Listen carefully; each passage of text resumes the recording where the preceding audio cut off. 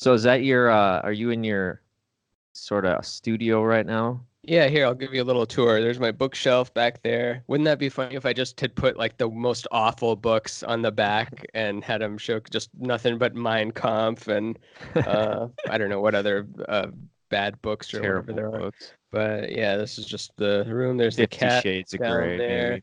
There's the instruments and stuff. There's some Nice. lamps. There's the door.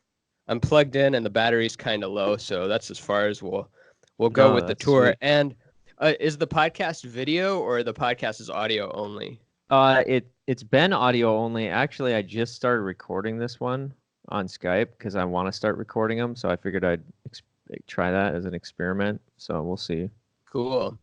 So if it works out, then people will get to get a little view of your studio. The first one, the first video, Awake, Aware, Alive, or is it Hell yeah. Aware, No, Awake, Alive? Did I no, get it right? you had it. Yep. Okay, cool. And this is episode what, 30 something? No, this is like, well, it depends, when I release it, but it's probably, I would say, maybe 20 tops, maybe 20 tops? Oh, maybe cool. 19, yeah. Yeah, that's So substantial. You like know what the show is at this point. getting I'm there, yeah. I'm not even at 50 yet. Oh, I'm really? lagging. Yeah, I've been bad about it, but I just got my first sponsor, so now I've had motivation to put it out every week because I have to because Oh, they're okay. paying me to have those spots on those dates, which is really good. And before I would just go months without posting because you have to drag the file into the thing and mix it and Yeah. like all that little annoying stuff. And you already had the conversation, so why do you care about putting it out? There's zero motivation to do so. Um, Exactly. I get tired of stuff really easily, and that's something I'm working on, I guess. I actually feel like I was doing it every week just from the start for some reason, and now I'm kind of like maybe I just need to chill out a little bit until like something happens, like I get a sponsor, because it's kind of like, you could just like impose some weird rule on yourself and let it stress you out, and you're like, I'm the only one making myself do this, Mm-hmm. like Yeah, no one knows. You could not post anything for a year and you would be fine. yeah, Probably. exactly. I don't know, maybe. I don't know, maybe you Well, have rabid fans or something like that, but we're not Ariana Grande or anything or right. Donald Glover. We're not like these really under a microscope people that the world is watching. Like we really have to push to try to get some attention. Like, hey guys, check out my little corner of the internet. What's going on here? Yeah, exactly. Well, do you feel like that at all on your Instagram? Because you have quite a few followers on there. I mean, If I don't post for 2 weeks, nobody says shit. But yeah. people will share other old stuff, and I'll still get little notifications of that, which is very nice. It's nice that I've gotten to that point where there's activity, even though I'm not active on it for weeks, but I try not to go that long. I actually get I get pretty depressed if I'm not posting stuff, I've noticed. I think I have Mm, that need for attention. I'm very much I like performing and that kind of thing. I like the earned attention. Not a big fan of just birthday attention if you just get it for sure. nothing but Yeah.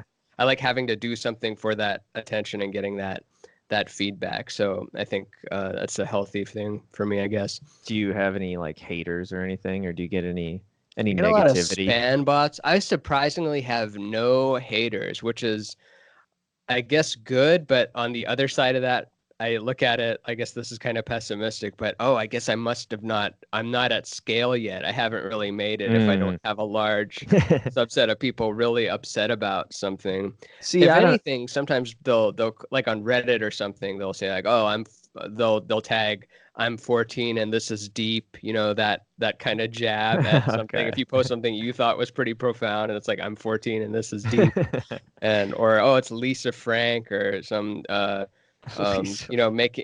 making fun of the too much color. It's like oh it's a gay luxury communism something, but Okay, I so don't that's. know. I Yeah, other mean, than that, not really. to me, for like the stuff that you do, I mean, I can't see how it could get more hateful than that. I mean, that's, like I could see people ribbing you like that a little bit, but like the straight up hate, like you're putting up, the stuff you put out is like generally, I mean, in my opinion, obviously super insightful and to me profound, Thank but you. Go on. yeah, definitely. Uh, but simple and funny enough to like appeal to, you know what I mean? It's like you could show maybe some of them you wouldn't want to show to kids, obviously, but like The one You with know, the triple anal? Yeah. yeah.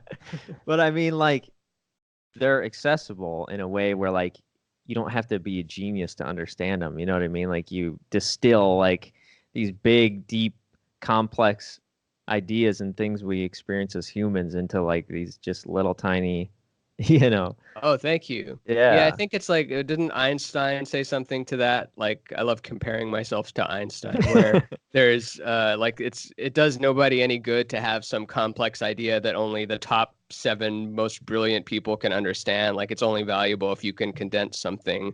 complicated or was complicated so that a lot of people can understand it and integrate it. And I don't know, that was a big problem I had with school. Like, why are we choosing this symbol structure? Why is the illustrator on this physics book so shitty? Why is blah blah Mm. blah? Like, how come we're trying to trick kids into not doing well on the test rather than like really trying to get them to understand these hard concepts? Like, make it as simple as possible.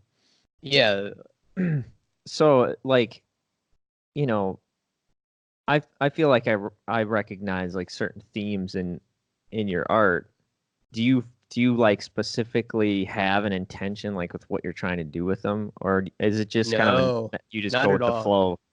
Yeah, I don't walk around with any kind of, and no offense to those people that do, like maybe they're happier or maybe that's their Mhm. trip. Maybe I'll be like that one day, but the people that maybe they're all about ayahuasca or Sure. DMT or they're all about this one type of Buddhism or something like that. But I don't really walk around with the, oh, I gotta convince the world that we're all one. I gotta convince them that love is Yeah. the answer. I gotta convince them like I don't really have that message I carry around with me. I try to be honest as I can. I try to act on ideas quickly while they're still fresh. And sometimes, if you write it down in your notes app or on a post-it and you look at it 2 months later and it's got no juice to it anymore, it's like, why did I write mindset is everything? Like, who gives a shit? But if I had drawn something that day with it, like it probably would have grown into what it was supposed to be. And a lot of times before I hit that send or post or submit button, like I'll feel that like, this is a little cheap, too cheesy to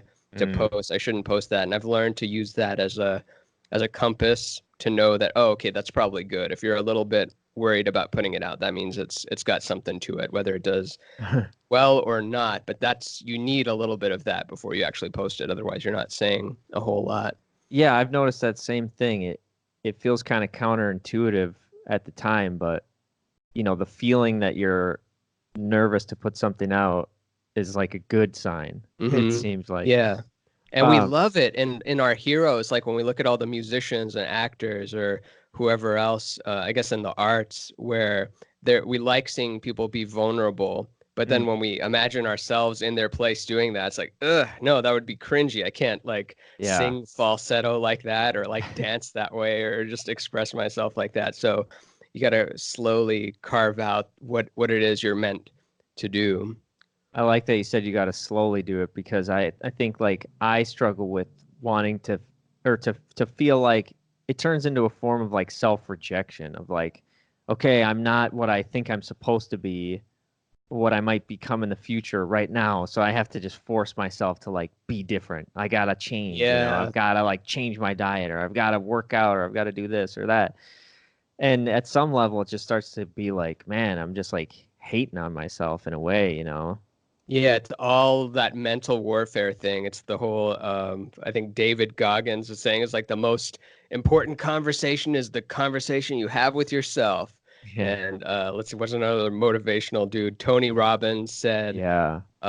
we underestimate how much we can accomplish in a year, and we overestimate how much we can accomplish in a day. So by Mm. overestimating how much we can accomplish in a single day, we start beating ourselves up because it's, oh, I failed today, I failed today, I failed today, I failed today. Why even bother? But if you're thinking of the long like year, where if you're thinking in terms of a year, you can blow off a whole week, you can blow off a whole month if you've got the year in mind. Like, no, it's okay. I'll make Yeah. up this month next month because I'll have the energy because I'll be well rested. And a lot can change in a year. We see it with the election and all that kind of stuff, like how it's it was so to Americans, maybe the whole world, maybe also in Britain, also with Brexit and stuff like that, stuff Mhm. that you thought would never takes place, and then 6 months later you're just kind of used to it. Like, oh yeah, Yeah. Donald Trump's the president. Oh yeah, his hair's not really orange anymore. It's kind of gray. Huh. Very interesting.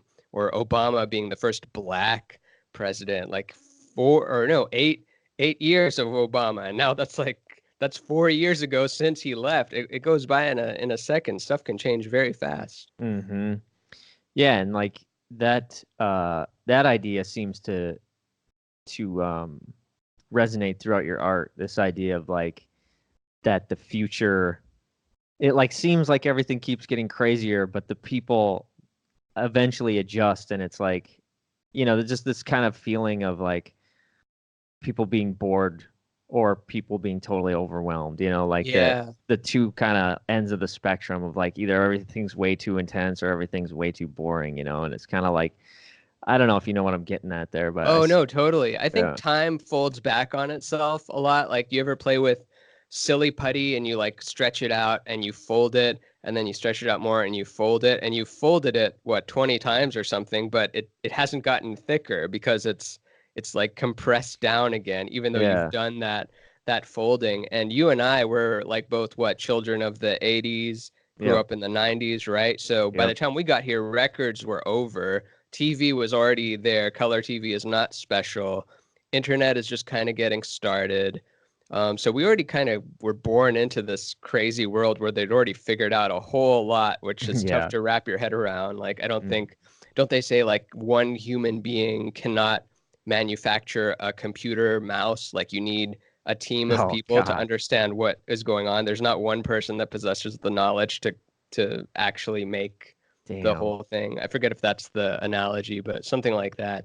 And yeah, kids today are already brought up with phones in their pockets. You see little toddlers taking their fingers out and trying to make actual physical printed books enlarge and zoom Mm. in by doing that, because that's what they've seen on iPads. They're like, why is this book not expanding? That's weird. So they're getting brought up in this whole generation, and that kind of goes on forever. And maybe that's why we die, because you can't keep up with so much of the changes. You might as well just not exist if you're going to go through that big of a change. So where do you find yourself on the spectrum of like Autism, are all the you way to the yeah, yeah. all the way to the right.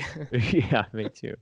Like are you super into like technology and wanting to have all the newest stuff and do Not VR and neural link yourself and all this shit or I'm not an early adopter of a lot of these things, but I am, I guess, I don't want to say a futurist, but I am always looking for that positive angle, because I feel like we hear the negative angle everywhere. We all know we're addicted to our phones. We all know technology bad, violent video games, porn changes your brain, blah, blah, blah, blah. We all yes. hear that. No one's really talking about the upside. Like, a few people are. It's why I like Michael Garfield, you had him Yep. on a few episodes ago. Future Fossils does a really great job of Mm, having people on that talk about the upside of the future. Not only the upside, but it's integrated yep. into there.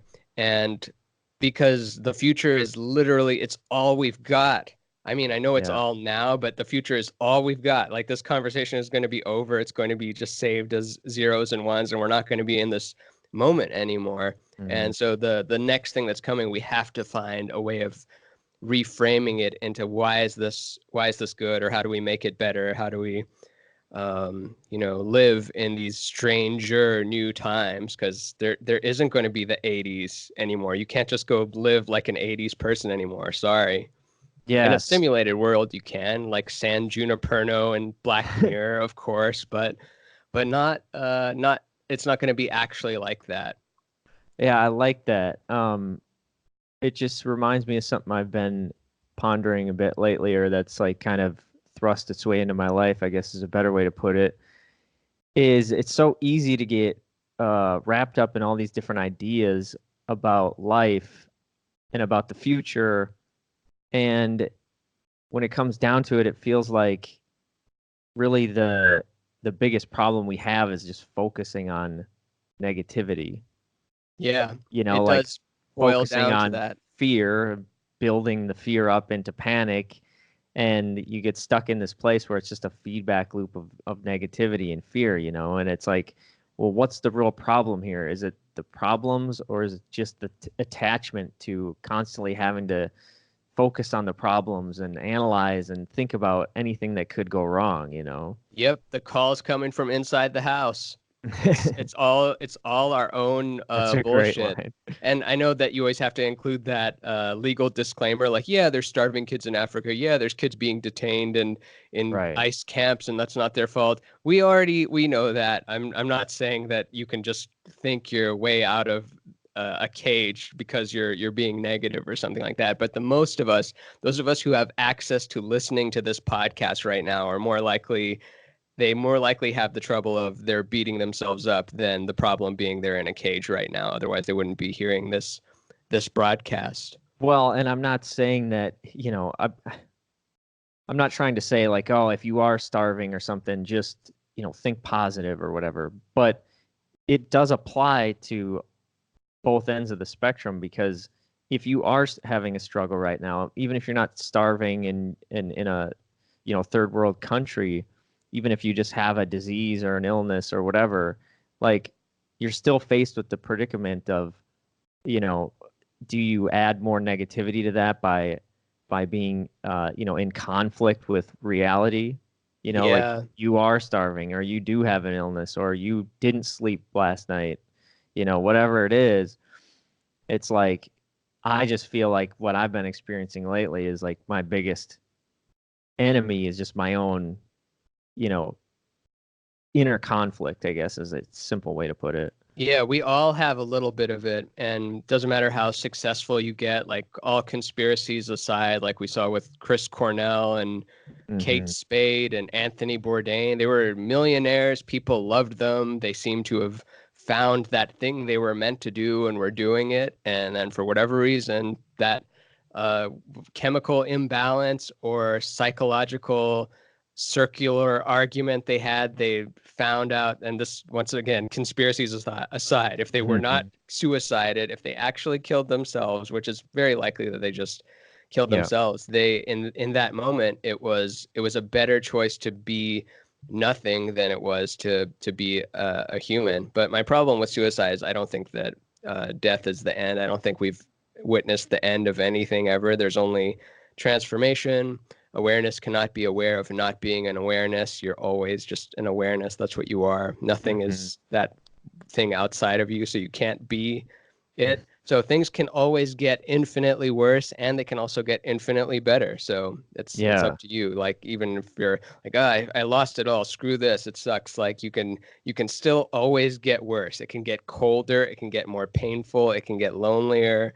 There's Hmm. there's no end to that, and there's also the upside where it can always get better and better. Yeah.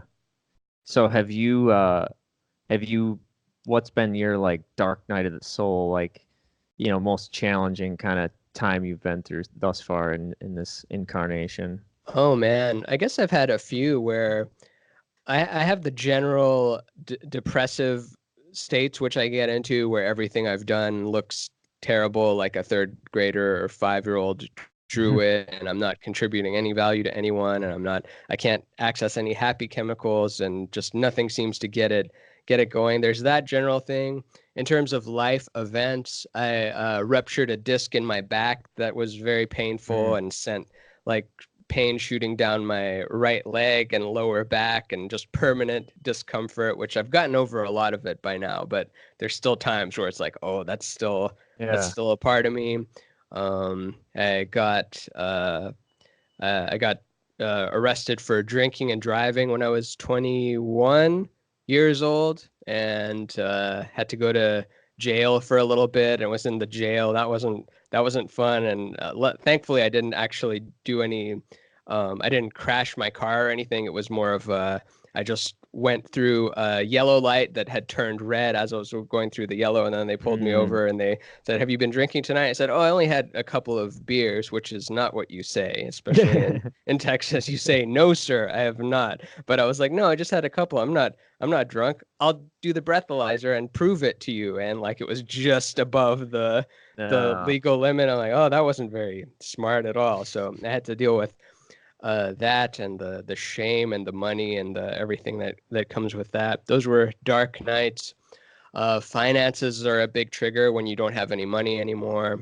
Yeah.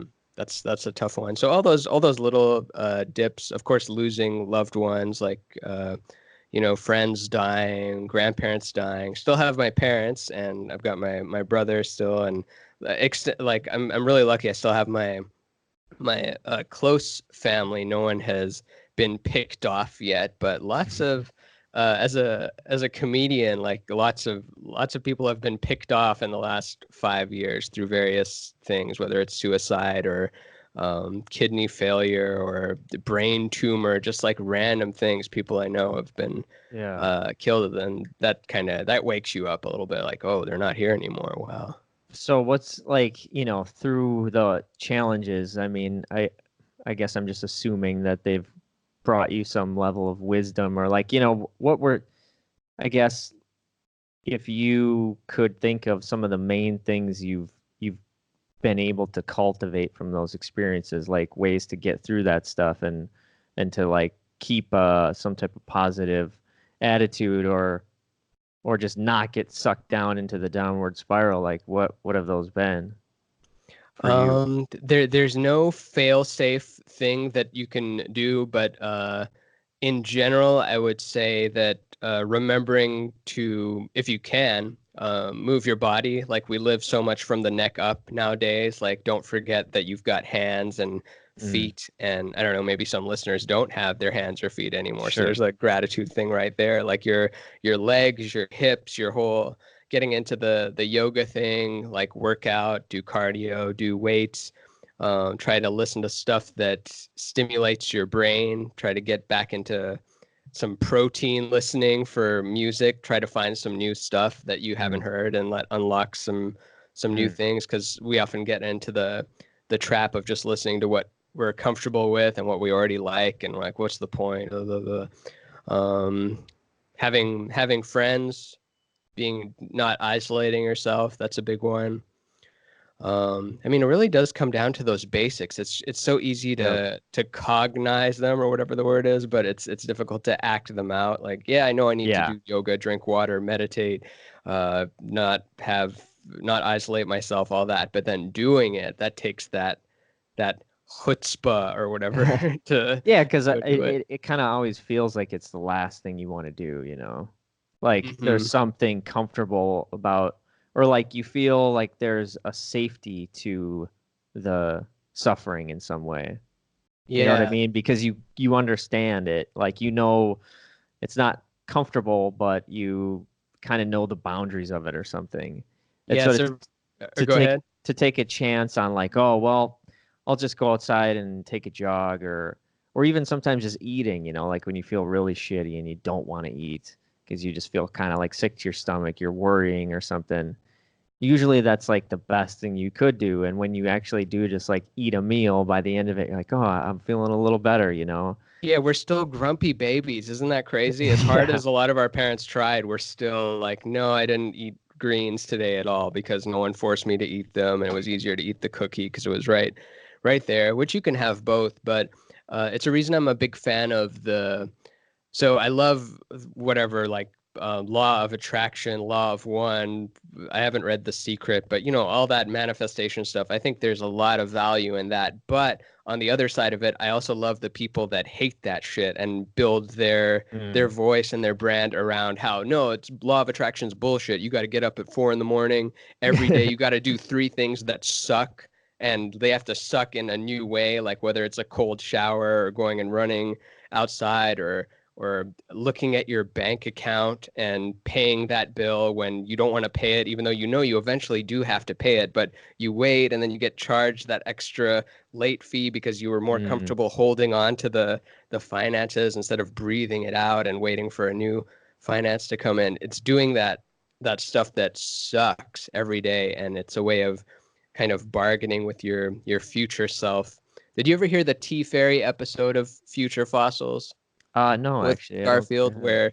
where the Tea Fairy talks about being the good clone? Like, if you were cloned, like if you had cloned yourself to have one that does all your homework and chores, and then the other one goes and relaxes on the beach. And it's like, oh, okay, I'm the homework clone. Like I got to go do the homework and like the dishes and stuff so that my other self can enjoy being on the beach. Like I guess it sucks that I'm the homework clone, but you have to have that mindset Yeah, of, that's yeah, interesting. that's who I am. Have you ever seen the movie Multiplicity? I think so, but oh man, remind me. It's It's possible basically that I that same haven't. premise. It's Michael Keaton. You know Michael Keaton, Yeah, of right? course. Yeah. Batman. Yeah. Uh, um, Batman, Birdman, yeah, Frost, Beetlejuice. That's the one I was trying to Beetlejuice, think of. Jack Frost. What else? It's a great movie. Raycroft. It's kind of a obscure movie, but basically he's super busy at work, uh, and so he decides to, he's like a foreman or whatever, like a construction guy, and they're working on this cloning place, and the dude like clones him, so he's got a clone to go to work, and he's supposed to be able to golf, but then his wife wants to go back to work, so he's got to be with the kids. So then he creates like a home clone, and Mm. then ends up with like the clones clone themselves then, and that clone is like mentally impaired. Oh, geez. So Yeah, it just so becomes a whole world of Keatons or what? yeah, I should yeah, check that they all out. have like a little bit different personalities. Like the working clone is like all manly and tough, and the home clone is kind of feminine, and then you know, I haven't seen this at all. I don't even remember a trailer. I guess it's the title. There's some movies where you hear the title like, oh, Eternal Sunshine of the Spotless Mind, yeah, Eternal, whatever, yeah, Eternal Sunshine of the Spotless Mind. Like, yeah, I've seen that. You have? No, I guess I haven't. The title is such a movie that sounds like something we've all totally, seen, but I guess I haven't seen it. yeah. Um, so talking about like, having friends and isolation and finances and all this different stuff, like you're like a self-employed guy, right? Like Yep, six all the years. all the stuff you do. Nice. So what were you doing before that, and how was that transition for you? Like, Difficult. it It was? was, yeah, it was a lot of credit card debt, some borrowing money from my parents at certain times when I went to zero. But before that, I was, let's see, my last job before I was just doing this art thing was a web developer, web Mhm. engineer. I guess I would write code in C Sharp, Visual Basic, PHP, did some front end web development. Last job was with a company that was sort of like an eBay, but for enterprise level network hardware, like sold a lot Mm, of servers and switches because, used servers last a whole lot longer than used computers. So there's this big market of trading those things. So it was like this B2B, business to business trading platform that I was the programmer for, which those were great years. Those were very easy, especially being one of the only programmers. You kind of get to dictate, like, they're like, how long does it take to do this thing? Like, oh, that'll take about, like, I don't know, 2 or 3 weeks. And sometimes you figure it out in a couple of days. And you're like, oh, mm, nice. I've got these 3 weeks where I'm not really expected to do anything. nice. But at the same time, it becomes the golden handcuffs because you're like, well, I can't work on other stuff because if they come in and see me working on other stuff, it looks bad. And Yeah. I can't whip out the pens and drawings and really get into it. I can't play guitar in this office. Like I'm kind of in prison until I go home. And then when I go home, you're exhausted from sitting still all day and you feel like you haven't gotten yours. So it's easy to fall back into that trap. But there was that. I did some advertising stuff where I was a graphic designer. So I'm heavy into the coding and design world, which I think lent itself well to what I do now, which is how I made my website and Yeah. all that. So like I'm wondering if you was the transition, did you get that feeling of I'm just going through I've been self-employed for a little bit now, not very long, and it's been, sort of a up and down thing. Like Oh yeah. some days I love it and it's great to have the freedom. Other days the freedom feels like the most overwhelming thing possible. It's like, wait, so all this week I don't really have anybody telling me what I'm supposed to do. You know what I mean? And it was Yeah. like you just wake up to an empty calendar and you're like, I'm just gonna sit in my apartment all day. Like, what am I supposed to work on? You know what I mean? And Yeah, just what that, is it? Idle thumbs or the devil's playthings, idle hands or whatever, the devil's yeah, playthings or something. Yeah, it's difficult to. I did struggle with that structure because something that's good about having a job or being in the military or whatever is having that structure. And when you don't have that structure, it's hard to make it out of nothing. It's hard to tell yourself to get up for no reason and then work out for no reason and take a yeah, cold shower that nobody is watching you take and maybe someday.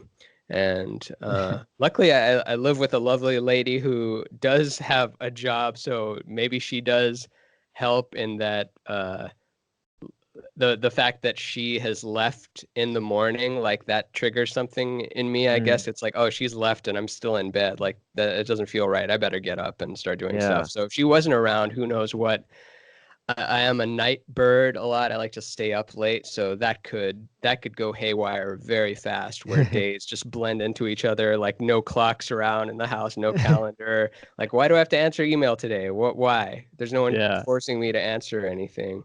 Do you get annoyed by that? What's your correspondence life look like? Because it's getting harder and harder to keep track of replying to messages on all the different platforms, the calls, the Yeah. DMs, the emails, the regular mails.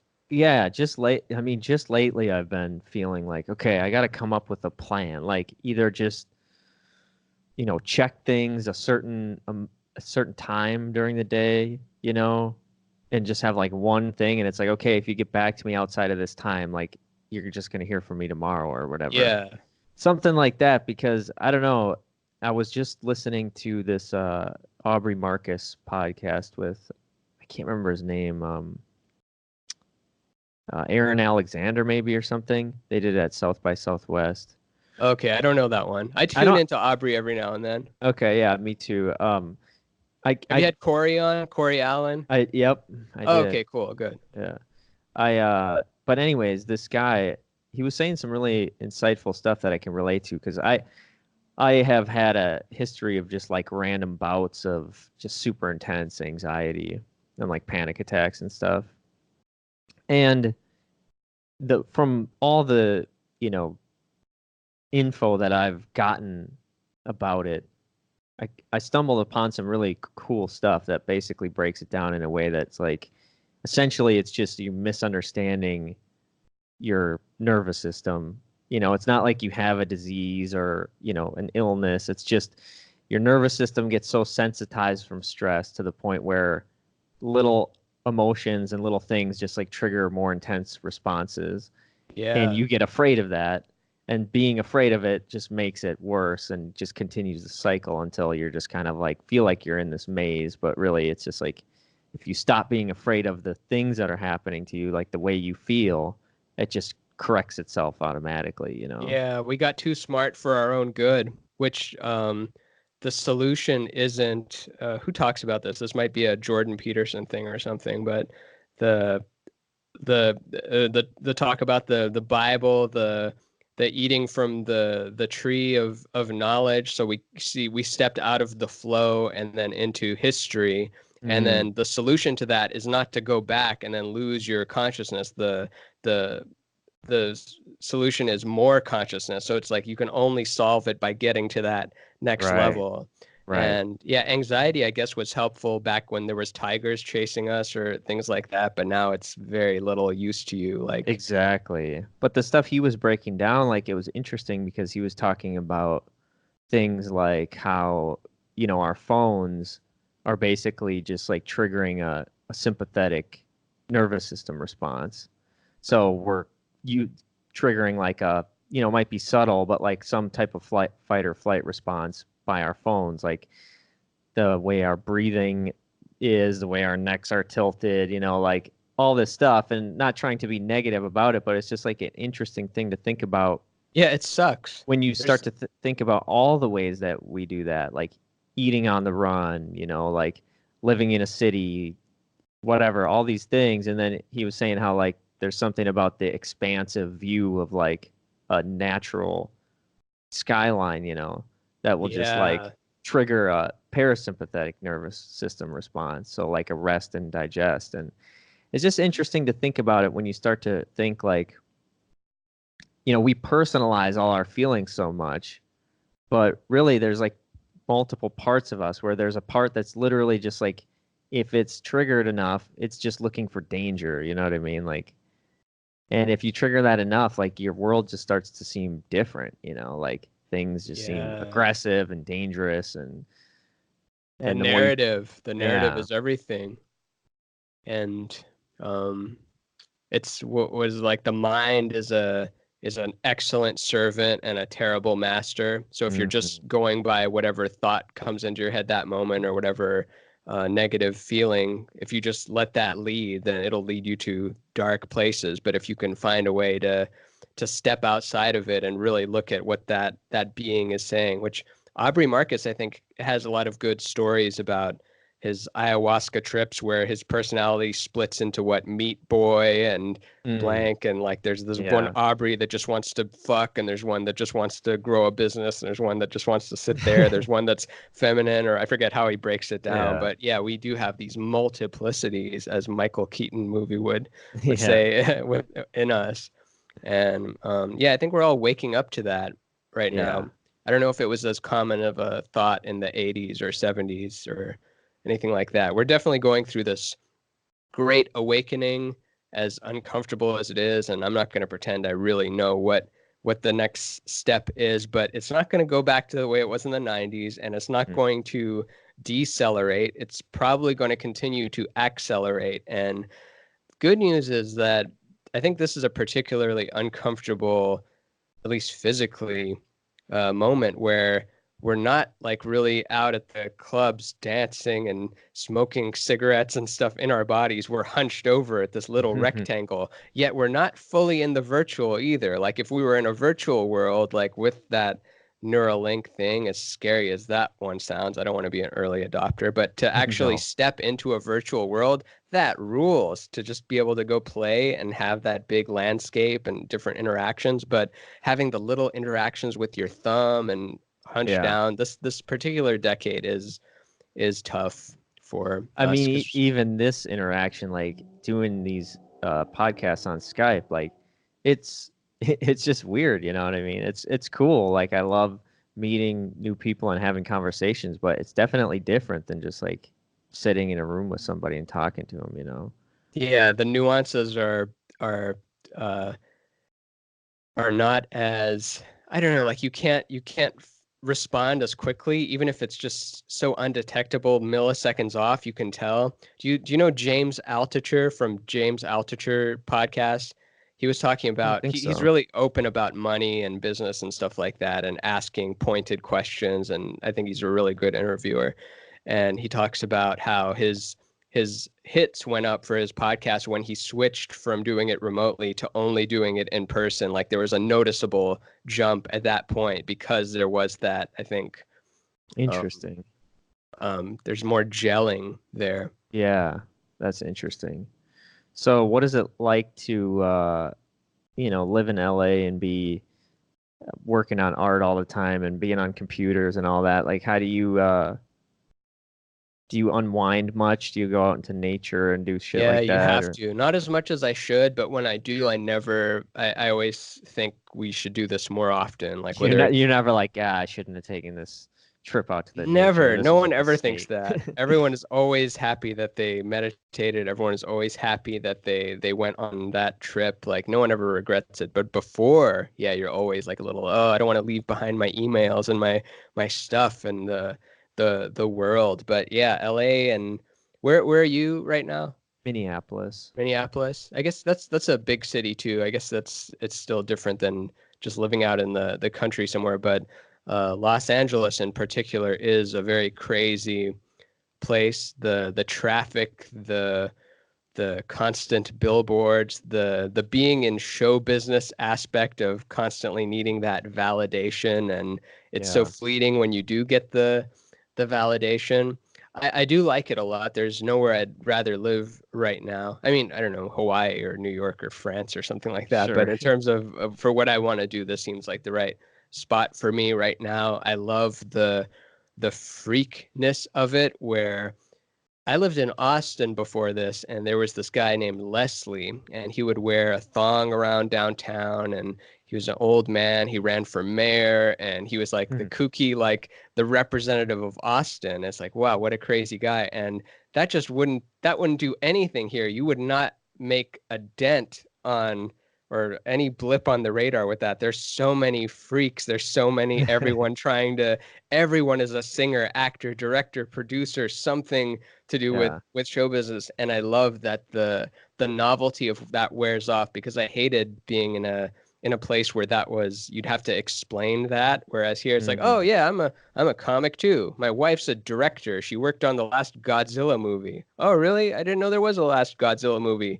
Yep, she worked on it. You go look it up. Well, I'll be damned. There are like 1,000 people listed on these various things. Like, it takes a lot of people to make shows. So that's a long answer, but yeah, I do like it because it is the belly of the beast. It's not like if you can make it here, it's like, oh no, now can I make it in Chicago? Of course you can make it in Chicago or Seattle. Here is like the real test of whether you can deal with being tiny. And I think it's brought out stuff in me that I otherwise wouldn't have brought out. For comedians, like what kind of stuff? I think in, like, let's say for stand-up comedy, if you grow up or you come up in a place where there's only like 200 comics or so that are actively going to the mics and working out new stuff, you can build an identity for yourself. You're the guy that looks like this. I'm Middle Eastern. I have shorter jokes. It's a little alternative. It's a little quirky. I have my identity. You get out here, it's like, oh, there's already 100 people that kind of are that also. And why are you any different than them? Why are you special? It's like, oh, I guess I'm not. I guess I have to keep digging deeper into what makes me a me. And our individualness is really the only edge I think we're going to have in these coming days. Like, as we see Amazon, Facebook, Google, and Apple, did I say that one? Whatever, those four monoliths that are taking everything. The only, or even if you're trying to be like really good at guitar or something, there's already a 5-year-old that's more technically proficient than you'll ever be at the guitar, because I don't know, for whatever reason, but they don't have the unique signature that you have. You have the specific density to your bones and your fingers, and even the way your timing might be a little off, the way that you developed that like idiosyncratic relationship with an instrument or drawing or something, that's where you're going to have an edge. You're not going to have an edge in being the best. You're not going to be LeBron James. You got to be a very uniquely you. Yeah, I've heard you talk about that before, and I really like that because it's something I had been thinking about on my own, and hearing you talk about it, it's like, oh yeah, okay, other people are getting that vibe too. It's like with music, you know, everybody's got better and better recording gear. You know, for a long time, I was just talking to my buddy about this. For a long time, I feel like the kind of like, especially with recording, it was all about trying to get like better sounds, like more hyper realistic sounds, and so better gear, better instruments, whatever. And then now it kind of seems like we reached this point where everybody can make something that sounds pretty awesome, like if you got samples and you've got a computer and whatever. And so now it's more like people are just interested in like something unique, like you're saying, like whether it's like, oh, some random super lo-fi weird thing, or, nobody cares as much about like, oh, but does it sound like it could get played on KDWB? Like, yeah. What even is that? Is that the Minneapolis station? Oh yeah, I guess I didn't even think about that. KEWB? I mean, I don't even know the local radio stations here. I'm all internet. KDWB. It's like it's our local like biggest pop radio station, Yeah. So they would play like Taylor Swift and all that shit. So. But that's not going to do as much for you as, or I don't know, maybe it will, but like you're better off just having a 15-second loop of you like playing it on the guitar and then posting that on Instagram and using the right hashtags that feeds into someone else who's into that. And like, oh, that's kind of an interesting like approach to the guitar that I haven't heard before. Maybe some people would think like, no, I've seen that. That's not really resonate. But the people it does resonate with, then you're in with them. Like, do you know Mono Neon? I love Mono Neon. He's a bass player that he played with Prince before Prince died, like I think 2015 through early 16, and Prince died in what, April something, April 6th. I should know that. I don't know. You should know that too. I should. Minneapolis, you should know. Come from North You know. Minnie. I'd never run from any, and I ain't about to start right now. From the heart of Minnesota, here comes the purple Yoda, and all those, all those, all those lines. But Mono Neon also played with Judith Hill, but he has such a unique approach to the instrument, and he leaves in so many mistakes, and sometimes it's off timing, but the funk is there. Like we all know that if you quantize a beat, like it robs it of its soul a lot of the times, unless you were going for a particularly industrialized military march kind of sound. You want that drum beat to be a little bit behind. You don't want to be late. You don't want to miss your flight, but you don't want to be there super early or something with your tie on too tight. You want it a little bit loose, and we can't put our finger on why it is like that, but it just is. But Mono Neon just posts a lot of random, I don't know, loops of people talking while making bass lines for it, and he's kind of built a little career around that. Not solely that, but that's like a new type of art that he's made, like whether it's Cardi B or Al Sharpton or whoever, just, or a kid, David Goes to the Dentist, like he just takes a few seconds bass to that. Yeah, loops it, or guitar with some effects. Another interesting thing is he's right-handed, but he plays the guitar and the bass upside down and not restringing it in a weird way. He just learned to play it upside down for whatever reason. And because of that, he's executing things that for people doing it normally would be very difficult. And I'm sure vice versa, if he tried to do the regular style thing, then that would be a little tricky, because the low E is like lower than it's farther from him. But Mono Neon.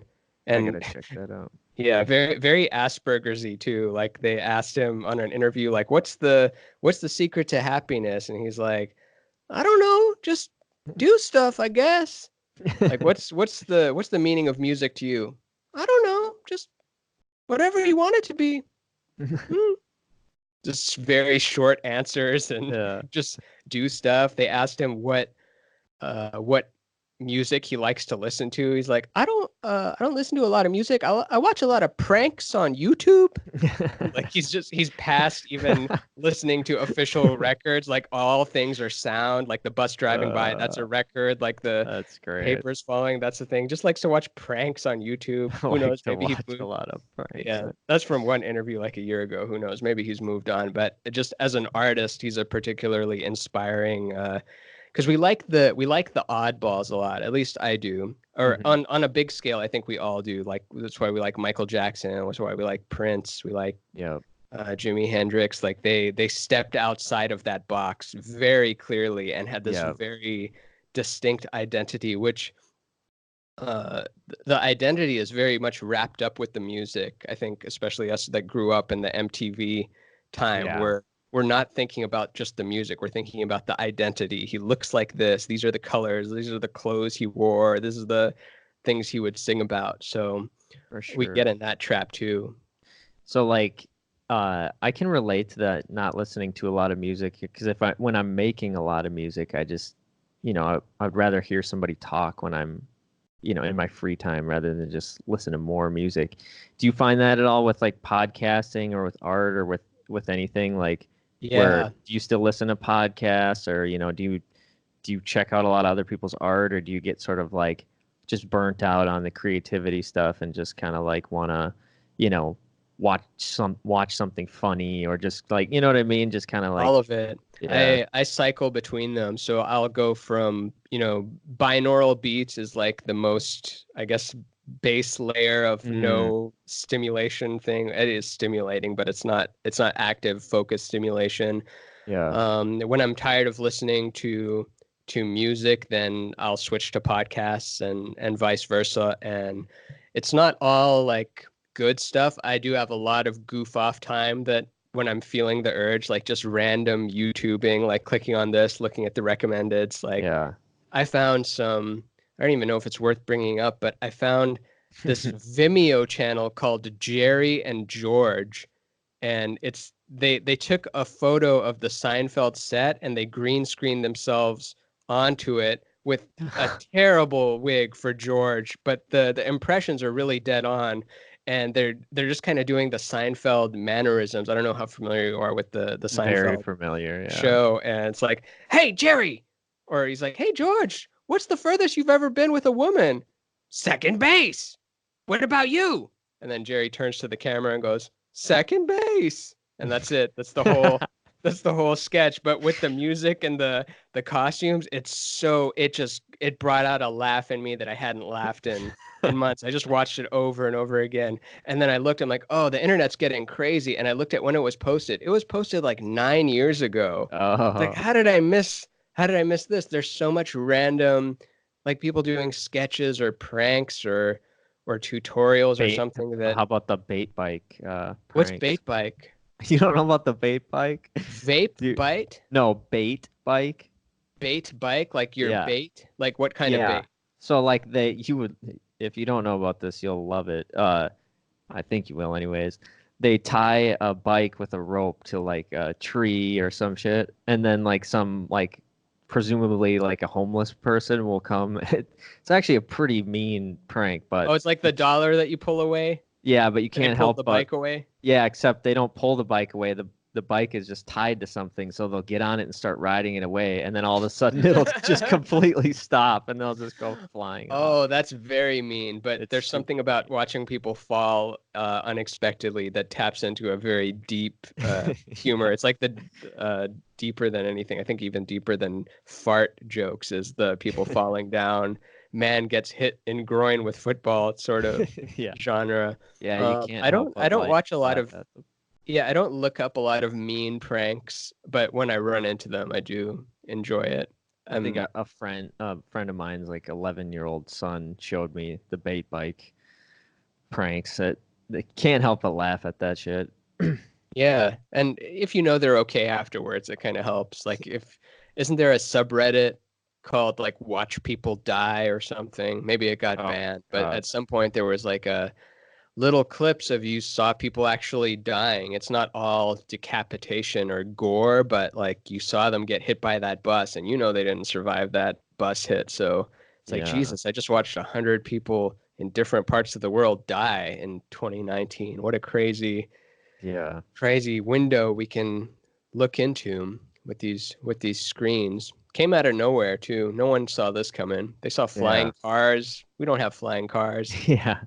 I think Eric Weinstein talks about this. Weinstein, whatever. I'm never I going to can learn never whether it's remember Stein. either. I think you have to remember it's Stein because it's Albert Einstein. No one called him Albert Einstein, so you're probably more safe with the Stein than True. with the Steen. But he talks about how if you looked in a room today and you brought someone from 10 years ago into that room, how would they know that it's 10 years in the future if you took all the screens away? And they Mm, wouldn't. There's no evidence that we've progressed other than the stuff we've been doing inside the phone. It looks just like it that's did interesting. 10 years ago. And he brings up that are we missing some low-hanging fruit? Have we gone down the wrong path with string theory and like building these particle accelerators? Like, are we missing something very obvious that I don't know whether it's the misinterpretation of the Copenhagen uh, uncertainty principle or no, it's Heisenberg uncertainty principle, not Copenhagen uncertainty. Whatever the double slit stuff, the quantum stuff. Are we looking Sure. at it not at the right angle, or maybe are we only looking at it at one angle? Is there other ways that we can look at it? But um, a friend of mine also brought that up where he teaches at a high school, and you know those photos of all the graduating classes from the 70s to the 80s to the Yeah. 90s. Like he noticed a very distinct shift from 70s to 80s. The style is very different. 80s to 90s, pretty different. 90s to 2000s. After the 2000s, it kind of stops, and then the only Mm, thing that changes is the phone. The device that they have changes, but the clothes styles, it's all pretty much the same. yeah, Uh, the clothes are like not, it seems like the clothes style now is like a little bit of everything, like yeah, some people are rocking more 80s type stuff, some people are rocking more, especially like the younger generation, like my buddy and I who I played music with, we played like a house party of like college kids, and we were just blown away by like they all just wear different shit. You know what I mean? Oh, and they all get along. Like Yeah. some of them look like they're wearing like thrift store clothes. Some of them wearing like straight up 70s like bell bottoms and like, you know, crazy shirts. And some of them were wearing like skinny jeans. Like it's just like, you know, when I was in school, like I feel like there was more specific groups, you know, Yeah. like jocks, skaters, Totally this. was. They just looked like everything. Like they were just wearing all like they just looked, I don't know, crazy melting pot. Have you seen Euphoria on HBO? No.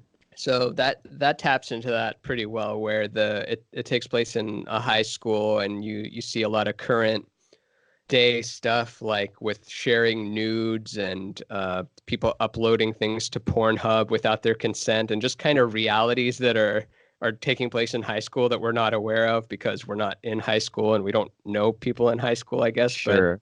it paints that picture. But something cool about it is that people you thought wouldn't be hanging out with each other are friends. Like everyone kind of is friends, but there is that.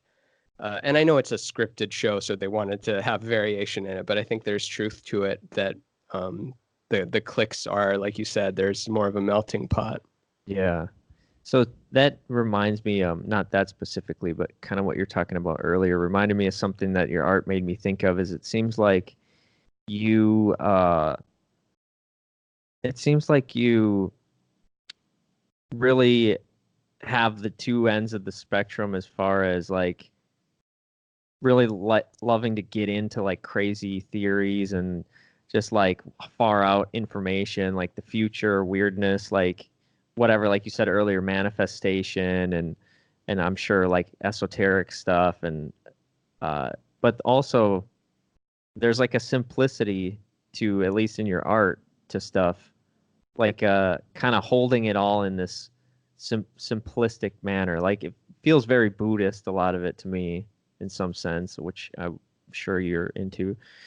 So, I mean, does that resonate with you? Do you feel like what I said is true? Like that? Yeah, I hope so. It's what I try to. I don't want to overcomplicate things, and I do like having it be as digestible as possible, especially because I guess a lot of it is to fit the medium. Have you read that David Byrne book? You know David Byrne from the Talking Heads? I know David Byrne. I didn't. I have not Of read the. How Music Works. It's his book. It's this orange book, and I'm reading it recently. I'm not done yet, but a lot of it's resonated with me. Where we think of art and music as just being this pure thing that comes from the artist in its full form. Like, oh, I thought of a 2-minute song, and that's how it's perfect. But a lot of the times, the environment dictates what the art is as well. So the 2-minute song was it's so that it can be played on the radio. It's not like songs are meant to be 2 minutes long. Right. He goes all the way back into time with all the way back into time. The like talks about jazz musicians and the solos were there because people wanted to stay on that groove and dance to it. So that's the only reason why there's a saxophone solo. The Mm, reason there's large orchestral ensembles is because they were wearing a lot of clothes. There's lots of things in the room that absorbed the sound. So one instrument wasn't enough. Back then they had to have ensembles. And with me, I think the simplicity plays into, I know that people who are consuming it are scrolling at 60 to 90 miles an hour with their thumb through all those posts of food, dogs, thirst traps, motivational quotes, whatever is on their feed. And I know that by keeping it simple in a way that looks good at a small scale and in a big scale. So if you printed it as a poster, it would look cool. And if it was just the 1,000 by 1,000 or 500 by 500 pixel grid, it will also stand out. So I think that Instagram medium has influenced it a lot because I wasn't making square images before Instagram. That's that Instagram mm, square that forced me into that interesting. shape. Before I was drawing, I would make comic books, but the other thing was a strip. So that was more for a newspaper because that was the medium I grew up with. Sure. But if you try to put a comic strip, the 3-panel horizontal thing on Instagram, you're wasting like 66% of the space on the top Yep. and the bottom. So it's like, why am I doing this? Which you could split it into 3 as a sequence, but the sequence didn't exist when Instagram first came out. And Yeah. also, what's motivating someone to flip to the right if the first one isn't super engaging? So just little stuff like that I think about, but it's not engineered. It's more I think about it afterwards, like, oh, that's why I did it like that. Right.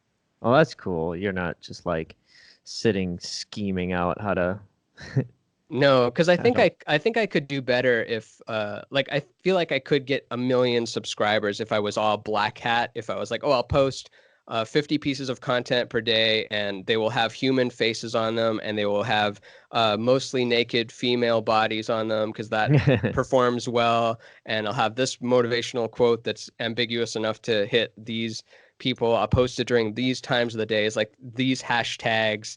I'll see what's trending. I'll hop onto that. I'll collaborate with these people. There's all sorts of little tricks you could get if you just want eyeballs, but I don't want eyeballs. I want the actual tribe of people that I'm supposed to be near, like with. I want that almost not in a warlike way, but that density of the Spartan kind of archetype where it's 100 of them, but they're better than the 1,000 or Sure. 10,000 because Mhm. they're working as a unit. And I think that's maybe a reason why I don't have haters at this moment. In fact, I have very, very cool uh I guess fans. Anytime I bring up the word fan, I always have to disclaimer like no one is a fan of just you. They're fans Right. of 1,000 things, and you're just one other thing. Like I don't see them as I'm better than them because I'm also maybe a fan of them too if For I sure. follow their thing. But if like Willow Smith posted a drawing of mine, Willow Smith, Will Yep, yep. Smith's daughter,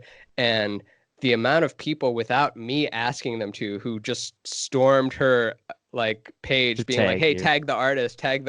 Da, da, Yeah. da, da. I'm like, "Oh, that's so sweet of them." Like some of them I wish they were nicer about it, but I appreciate the little army of people that when someone posts something of mine that they don't tag, there's always someone that has, hey, this guy made it, tag him, and I don't Yeah. have to tell them to do that. So that's kind of a cool anti-hate Did thing she ever towards tag me. you? She didn't tag me in the way of like linking to my account, but she did keep the name. She didn't crop the name out. And Mm, there's enough people tagging that to have it go towards me. So I don't know. I thought it nice. was really cool. And I just to full disclosure, I only feel good about the fact that she posted it at all because Right. who knows what it's like to be that person. You're born and your dad is Will Smith and your mom's Jada Pinkett Smith. You're Mhm. already famous. There's all this technology around, like you have millions of people who know you and you're only what 14 or 18 or I don't know how old Right. she is, but I have no idea what it's like to be that person and what comes with that. So I don't ever hold her like, oh, you owe me a tag. Like, no, who knows what she's dealing with? Especially Yeah. women. Like women have to deal with like unsolicited dick pics and death threats and rape threats like nonstop. If you ever Right. actually look at Right. a woman's Instagram, like her inbox versus a male one or her comments versus yours, it's like, oh shit, I'm sorry. I didn't know. Totally. It's a different spacesuit you're wearing. Yeah. And your stuff is like, regardless if somebody tags you, it's putting out nice messages to the universe, like to people to see the stuff you're putting out there. I mean, you know, there's been plenty of times where it's uh brightened my day or just made me feel like, oh yeah, like that's a good Awesome. point, like shit like that where it's like that's really the ultimate goal, isn't it? I mean, Yeah.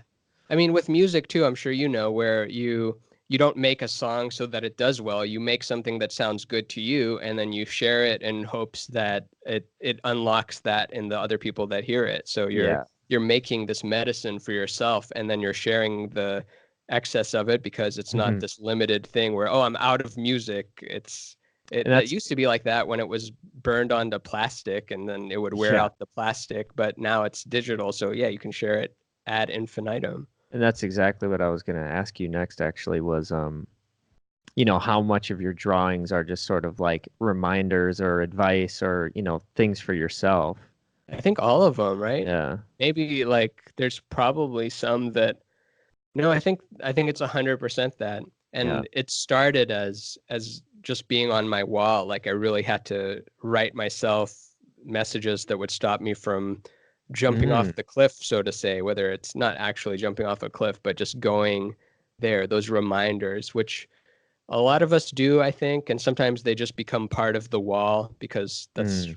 what we are as humans. We adapt, and no So end matter up how ignoring them. inspiring, yeah, like all those Chinese proverbs and Socrates and Plato lines, they're all true, and we all know it, but they don't have juice to them anymore because we've seen it, Mm. and I don't know, it's maybe too old, not specific, and then you have people that write books about now and about money, but they're using the language of today, so then it does Mm-hmm. resonate for a little bit. So yeah, it's 100% for me, and then sharing it to help others if it helps them. Nice. So besides the David Byrne book, what have you been into lately as far as Book just like wise, anything really? Just like, oh, anything. Let's see. Um, I've been listening to the Claypool Lennon Delirium. I think they're a really fun duo. Les Claypool from yeah. Primus and Sean Lennon, who's Oh, John Lennon's and Yoko's son, uh-huh. who's very much a weirdo and also inherited a lot of his father's voice and kind of has that John Lennon sound to him, which I think there was a time where he didn't want that, and because that's tough being I mean, let alone having your father shot when you're 5, but just Totally. having the whole world. There's no way you can be a person without someone bringing up that, oh, well, you're similar to John in this way, and you're not similar to him in this way, and you're a failure, you're a successor, blah, blah. Totally. But they have 2 records out. One's called South of Reality, which is dealing with what we're all feeling right now, which is like, it feels like we've stepped into somewhere. It feels like it ended in 2012 and we're in some strange behind the scenes or after words thing. Like we didn't really expect to get this far and to have this much communication. We didn't imagine technology being like this. We imagined it in so many other ways, and now we have this excess of communication, but healthcare is not there yet, and Mm. money is not figured out. There's still lots of poverty, but the Amazon can deliver stuff to your uh, door, and I think that's a Corey Allen line. Like there's still tribes in the Amazon rainforest that are hunter gatherers that don't know any technology, and also Amazon.com can deliver groceries to your doorstep in two Yeah. hours at the same time. The future is here, and it's unevenly distributed. So Yeah. even you and I, we're not really in the future right now. Like this microphone is what, 10 years old. The stuff in your Mm-hmm. room, I don't think anything that I can see in your room right now is like, oh, that came out in 2019 and it's Right. a very 2019 technology. But there's people like, I don't know, Elon and Palmer Luckey and Zuckerberg who knows what they're working on Yeah. behind the scenes. AI, deep fakes. We're not going Totally. to own our face anymore. Forget Mm-hmm. the not having your Instagram photo tagged. Like I think that it's not going to be long before anyone can make a video of my face with my voice doing whatever the fuck they want for Yep. whatever purposes. So you don't own anything other than this moment. Like I can only control this moment. Even this video can, like, they can just change me to just have like this racist homophobic tirade or something and just have it sound exactly like me. Right. Which that was So, the real video. This is the fake one. yeah, this is the deep fake. Hmm. So, how do you, prevent yourself from freaking out about that stuff? About just Oh man. I just guess where we're at and extrapolating where it could go and all that. luckily, I never was a big fan of reality, and I've always been a space cadet and thinking about what is all this stuff? Why am I a me? Why am I at this resolution? Why am I not an atom? Why am I not a cell? Why am I an Yeah. amalgam of a trillion cells? Why am I not a galaxy? How did I end up in this one? Like, that's so strange. How come when we fall asleep, we trip our balls off and then we just kind of write it off like, oh, that was a weird dream, and then we forget it. And there's stupid like Freudian theories of, oh, it's just day residue organizing your day. Like, Right. no, sorry, you don't get full credit for that answer. You don't get a 0, but you do not get to get an A on the test with that answer. So I think I'm fortunate for not freaking out because I do have that more science fiction weirdness, like you can't get strange enough for me mind, Nice. but also because I know that if it gets worse, then the law of polarity means that it also has to get better. You can't go down without that. Mm, That's just hard physics right there. That's not even woo-woo right. metaphysics. Like, no, if you have polarity, if it goes to -1, it must also go to 1. A tree that reaches to the heavens must also have roots that reach down into hell. Nice. That sort Yeah. of thing. So by orienting towards the positive, for lack of a better word, and recognizing that that's the only game in town and it's the only game you'll ever play at the macro. Like, there's no end to that um having to orient towards the positive. Do you ever think about like what just all the stuff? Imagine telling your 10-year-old self that, hey, you have access to forget these CDs. You can have any record from any time, um, whenever you want it, even in the car. You can listen to anything you want, any movie you want. It's like, what about adult movies? Oh man, you have no Mm. idea. Like, the stuff that comes out even like 10 years from now is better than having every single pornographic VHS from the Yeah. the 80s, like stuff you wouldn't have even thought of as being kinks. Like, it's flowering in new ways that you didn't even imagine. That color, you're like, first it's just flowering, then, oh cool, we got color, oh damn, a new color, oh another one, Yeah. more. But we're still not happy with it. We're not satisfied. We're missing some key. I don't know whether it's if you're not in your tribe, or if you don't have the nutrition right. It's the same stuff we were talking about earlier. If you're not in balance, then all that stuff that you dreamed of in terms of carnal pleasures aren't going to help you. And I think that we're going to move more into that world where you can just manifest any feeling you want, any taste you want, any pleasure, sensation, calm, heat, cold, food, sex, music, anything. But we're still going to have that internal battle that we're going to have to correct and balance, because that's what being is. Totally. Yeah. No, I feel that same thing. I mean, I think that, you know, I sort of dove into music stuff really hard and then straight into the podcasting too, and just got super busy and just was striving really hard for things to happen. Just had a In real what like way? Like money, fame? uh, yeah, money, just people to listen. Not, I wouldn't say necessarily fame, but just some sort of attention. You know what I mean? Like Did people you have a listen. number? Were you like, I would be happy if there was 2,000 people that regularly tuned into, like, Yeah, right? yeah, probably Yeah. not super, super specific. Like I wasn't like writing down specific numbers, but yeah, I had like a general idea of like, oh yeah, this is kind of what I'm looking for. Um, and even like I was making music on the side to try to get placed in commercials, and it was like all these close calls, where I'm just like, oh God, if I could just get that, that'd be so sweet. Mm-hmm. And I was just getting like so stressed. I was constantly working, like not, hunched over, just like fucking my back up. And it just sort of led to this point of feeling like, man, just a really clear feeling of like, none of these things are ever gonna like actually do what I think they're gonna do. Like they're not gonna all of a sudden like, okay, I get 1,000 people to listen. Well, then I'll probably want 2,000 people to listen, or Yep. 5,000, or whatever.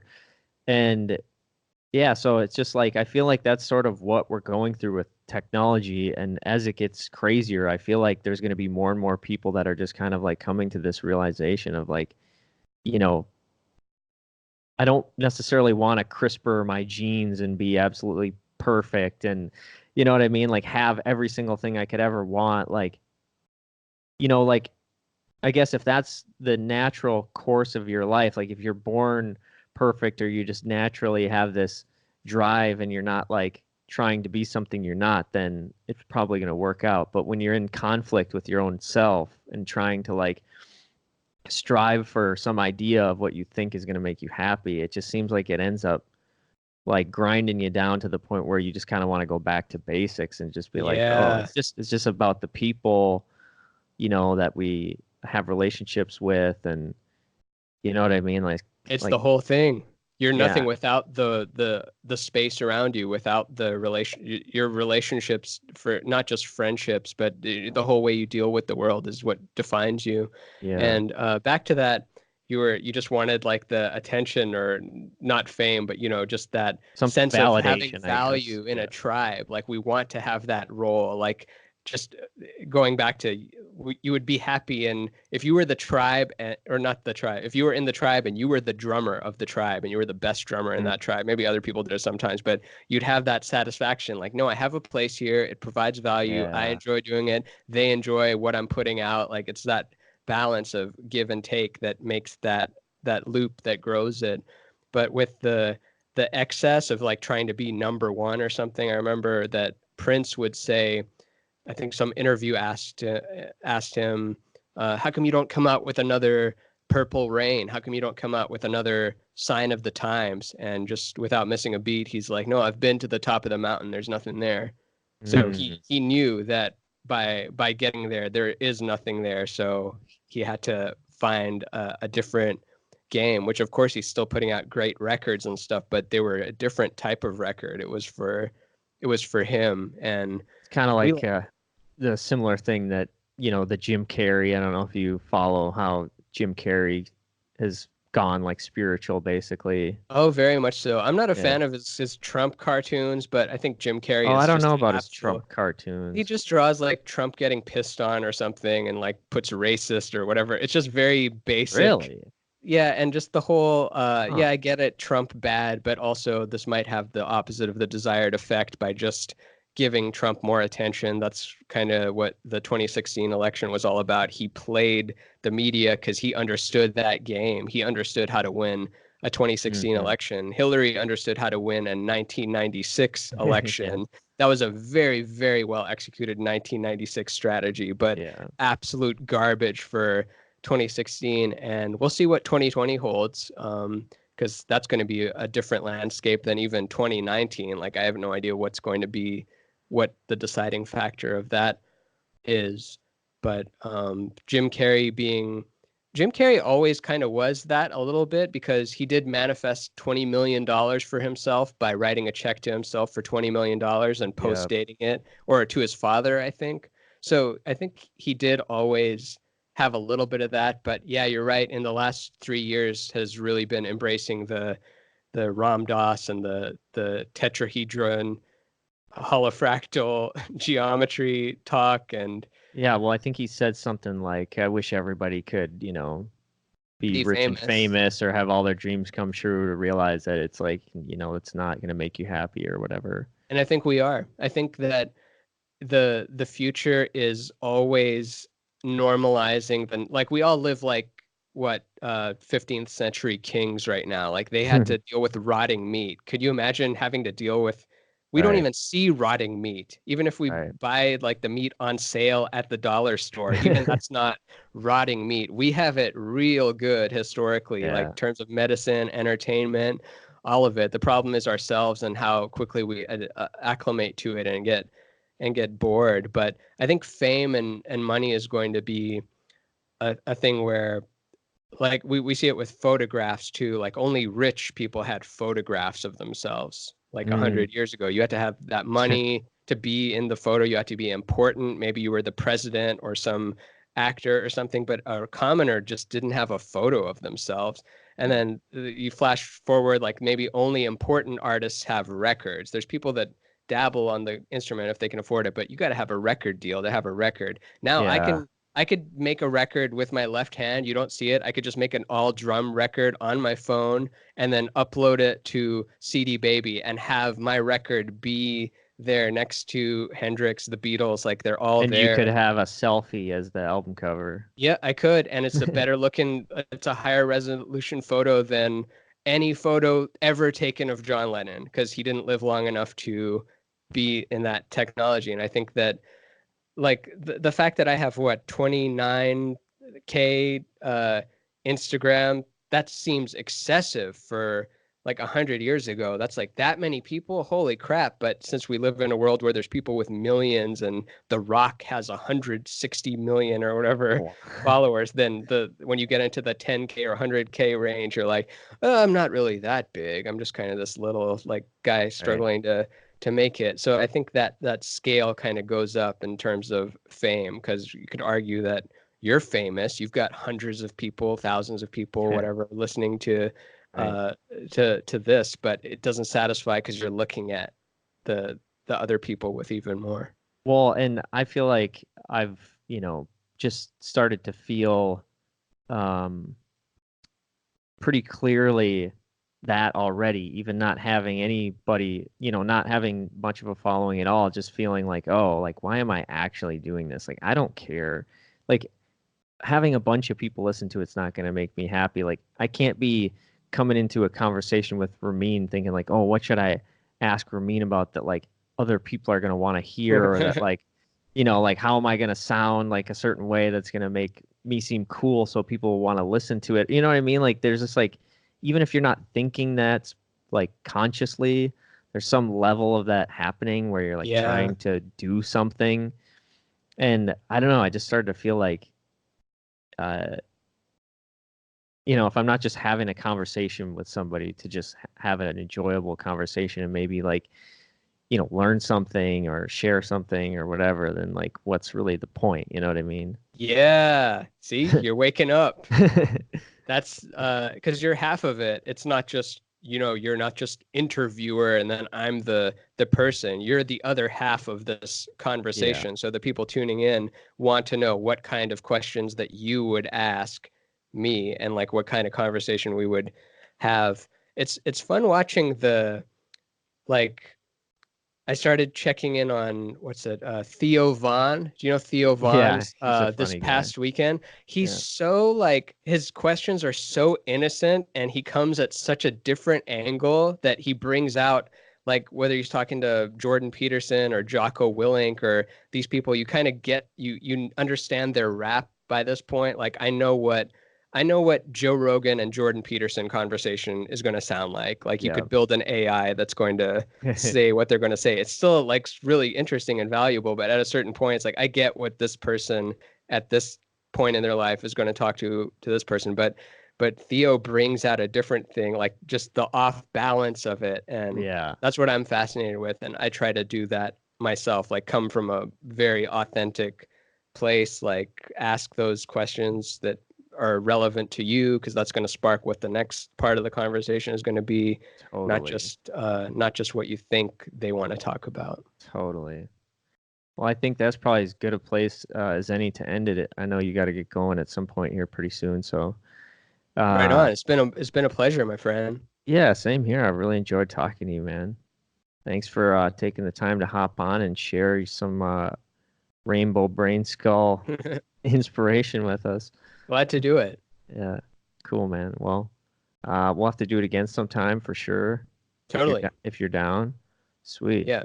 You know where I'm at. I'm the little room in the Instagram or however we first. Yeah, I think we connected through Instagram. So this took Yeah, place without a single email. Isn't that that fascinating? is true. Yep. No email whatsoever. This took place on a phone within an app, within the messaging service, within just that app. Yeah, it's And then wild. and then we Not even happened a text message or a phone call or nothing. and we weren't even trying hard to pass the Turing test or anything. Like either one of us could have easily been a robot by 2025 standards or even Totally. today's standards. I don't know, but they're just kind of like guessing like, oh, he's probably not a bot. Why would a bot reach out? Why would a bot reply? But I don't know. I think that's interesting with how little communication with our thumbs can lead to the big communication here. Totally. Totally. Well, hell yeah, man. Uh, Hope this makes your day better and all the listeners' day better too. I hope this sparks you in a direction that you otherwise wouldn't have it's been the gone hi if you. it's been the highlight of my day so far, so there's that. Oh yeah. Yeah. All right, man. We'll take it easy. Right on. Thanks for having me. It's been Yeah. a pleasure. Later, man. Later.